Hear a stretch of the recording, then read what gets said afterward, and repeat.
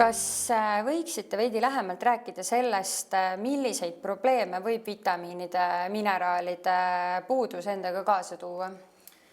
Sisearstina mina puutun siis kõige rohkem kokku kehvveresusega, aneemiaga, kui on hemoglobiin langenud, mille puhul kindlasti peab pöörama tähelepanu sellele, et võib olla välja kujunenud siis raua ja või vitamiindefitsiit ehk siis B12 vitamiini või foolappe defitsiit või siis kombineerituna.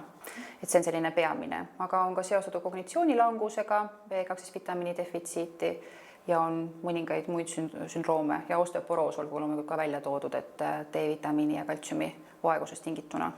Täname teid, doktor, nende huvitavate mõtete ja kasulike nõuannete eest. Palun! Aitäh!